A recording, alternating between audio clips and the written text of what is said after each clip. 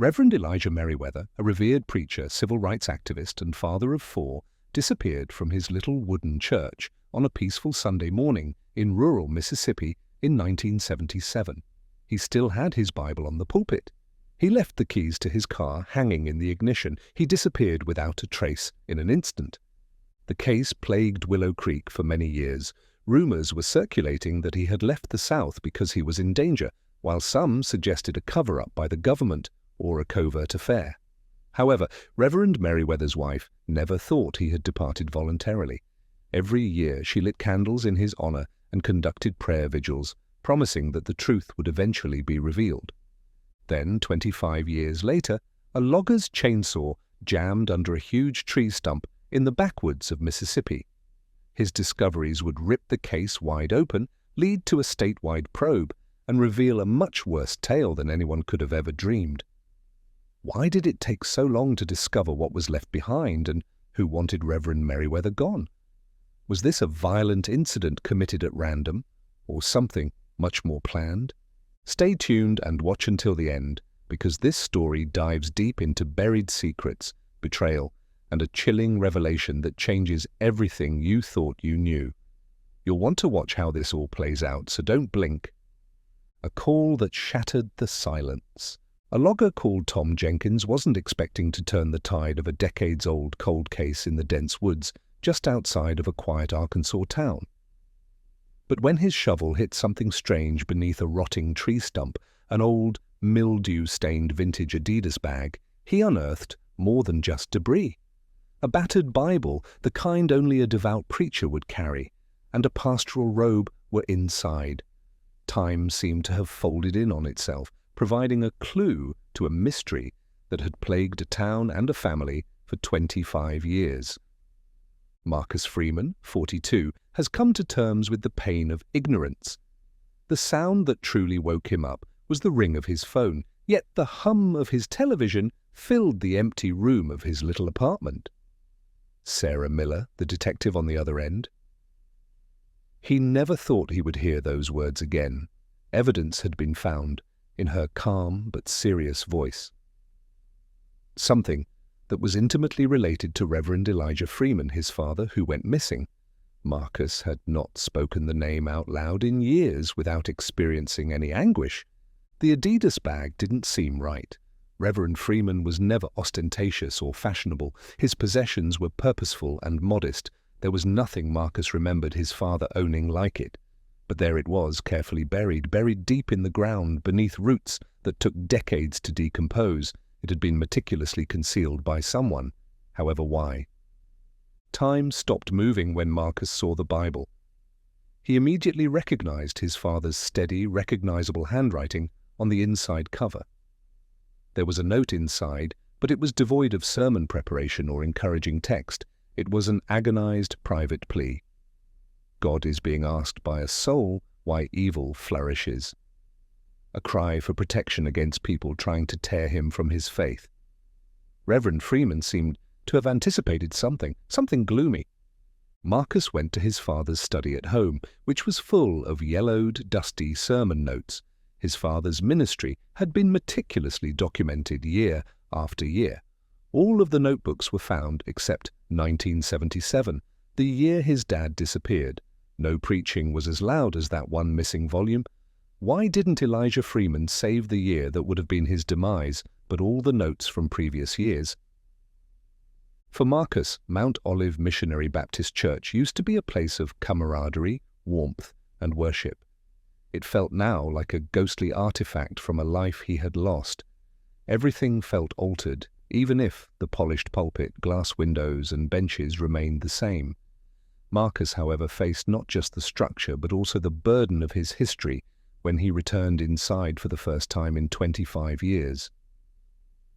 Inside the church, Pastor Harold Whitmore stood like a custodian of lost tales, older now but unmistakable. He didn't initially recognize Marcus, but when he did, a bittersweet joy replaced his surprise. When he last saw Marcus, the 17-year-old lad was mourning the loss of his father. Even as an adult, he was still looking for answers. When Marcus uttered the words that no one in that church had ventured to recite in decades, Pastor Harold's cordial greeting gave way to profound comprehension. "Since my father disappeared." The ancient pastors became silent when Marcus told them about the finding in the woods. Like an unpleasant mist, the word suicide lingered in the air. Marcus, however, was not persuaded. He was acquainted with his father, understood his heart. Despite being powerful, protective, and faithful, Reverend Freeman had never shied away from his duties or given up on his vocation, and most definitely not someone who would covertly hide a bag and disappear.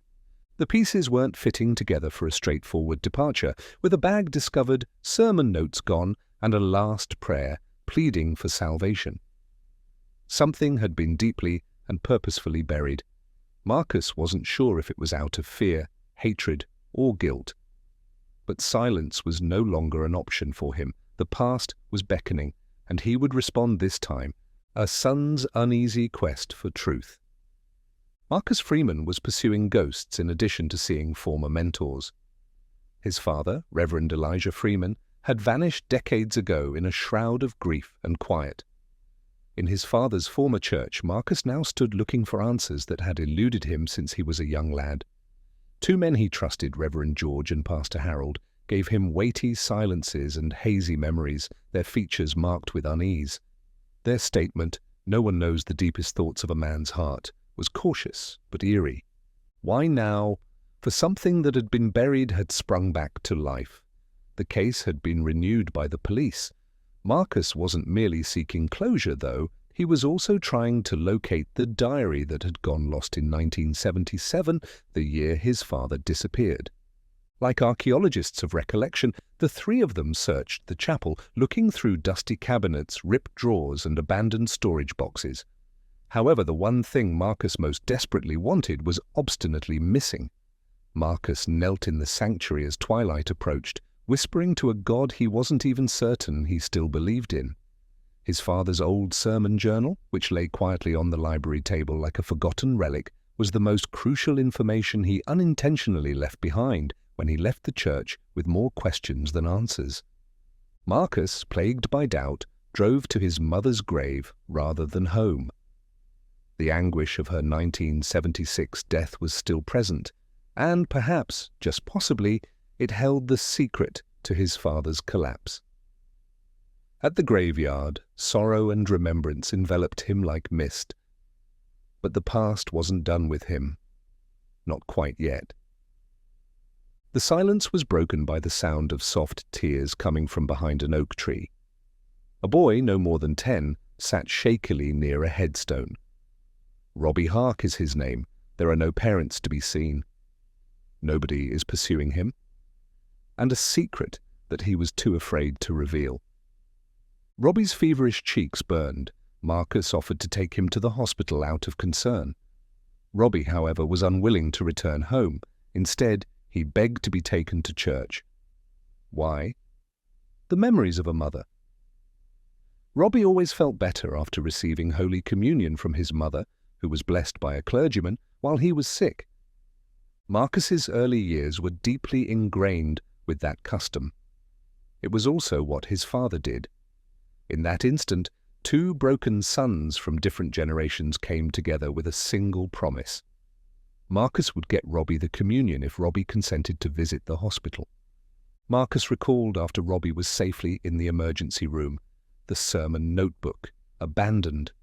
He hurried back to the chapel as night fell. However, Reverend George and Pastor Harold were absent. According to a teenage employee, they were performing blessings at the graveyard. Odd. Marcus couldn't recall any traditions that included that, and there was something strange about that. The notepad was exactly where he left it, inside the silent library. But Marcus's eyes were drawn to another detail, a misaligned book on the top shelf. It bothered him in some way. It fell with a dull thud as he reached up and pulled it down. Management and stewardship of church finances. Not out of the ordinary.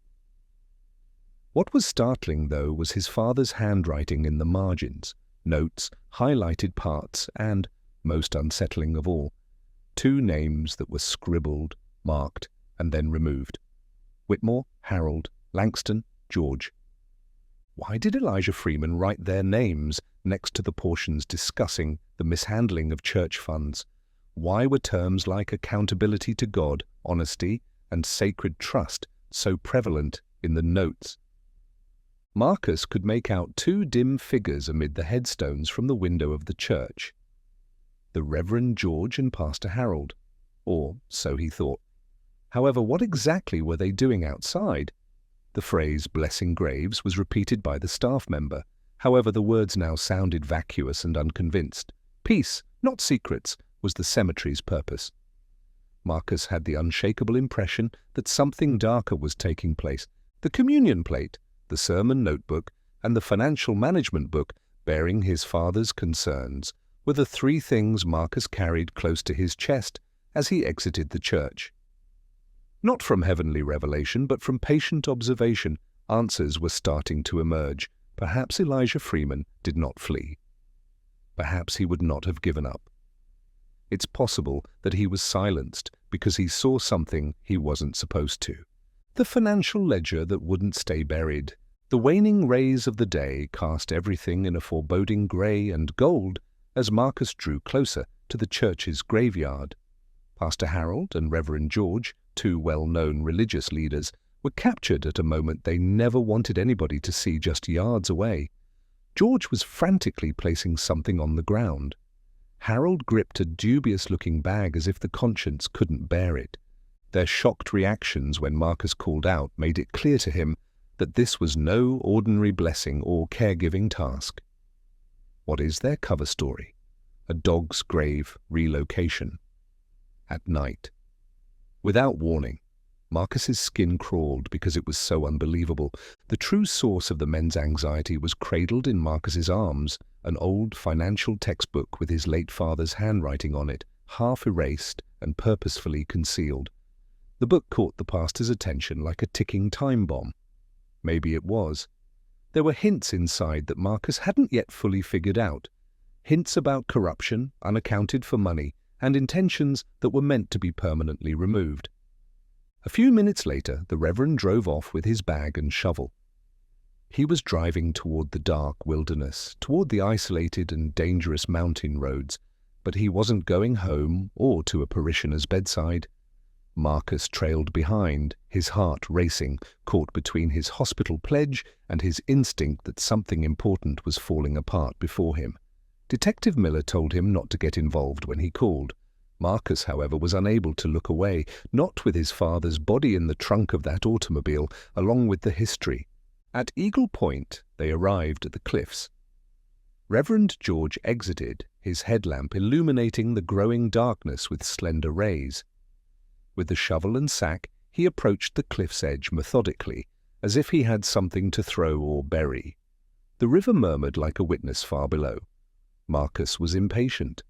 Heart-pounding, he got out of his car and followed in silence.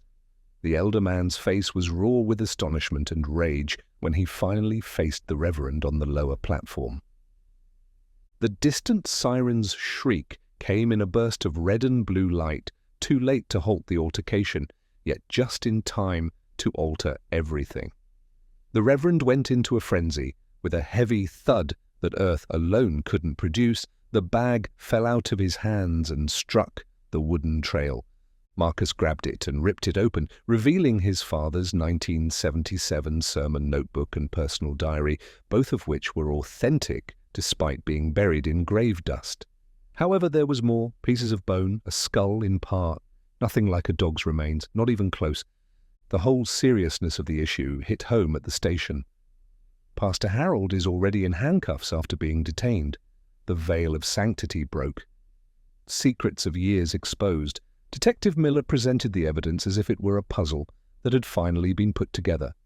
The books that were buried, the pieces of bone, the finance textbook, the shovel. A horrific truth was whispered in each piece. Marcus's father had discovered something incriminating, and had forfeited his life to pay for it. Preaching, prayers, and holy lies had all been used to cover up his murder. Marcus recalled the ill youngster who was waiting at the hospital, even as his entire world shook. The young man who continued to believe in miracles, He merely requested that someone phone in advance to give an explanation for his tardiness. No matter how shattered the night had grown, he would fulfill his commitment to offer communion. Reverend Freeman's personal journal is a shabby remnant of a good man's last thoughts, caked in filth, decay, and time. That it is still readable astounds the forensic team. Everyone in the room is haunted by a single line. The amount of lost money has risen to nearly $10,000. They have to answer for their actions. He was aware. He had gone up to them, and he had attempted to allow them to turn from their sins, even in secret. His words persist despite the deterioration, mold, mildew, and twisted pages. A miracle? Maybe. But despite all, the truth has unquestionably been preserved. Marcus pays Robbie, the youngster he had rescued earlier that day, a visit after the station. Marcus senses something stirring within him in a silent hospital room without a preacher. He is not a preacher, just a man with questions and wounds. However, he is the one leading communion at that time. Bread, grape juice. It used to be his father's religious rite. He enters into faith for the first time in 25 years, but it is via love rather than doctrine. A boy smiles in the dim light of the hospital lights. A weight is raised. A sacred event takes place. When I grow up, I want to be a good man like you. The impact of those comments was greater than any courtroom triumph. Marcus sees hope in Robbie's eyes, not hopeless as it once was, but hope restored. Marcus finally says a prayer as he makes his way home beneath a starry sky, not with rage, not with resentment, but with genuine, sincere appreciation. He understands that the sequence of events, from a feverish youngster to a misplaced notebook, wasn't coincidental. He had inherited the faith, love, and truth that his father had taught him, and he would continue it now. Marcus no longer perceives darkness as he stands in his driveway and gazes up at the night sky. I appreciate that even when I gave up on you, you didn't give up on me. Despite his unjust death, Elijah Freeman's story ended on a positive note. For Marcus, a miracle marked the conclusion of a journey that started with a mystery. Justice never forgets, even if it sleeps. What else is concealed beneath the silence's roots? For more gripping discoveries, subscribe to our channel and let us know in the comments. In your opinion, what transpired with Reverend Merriweather?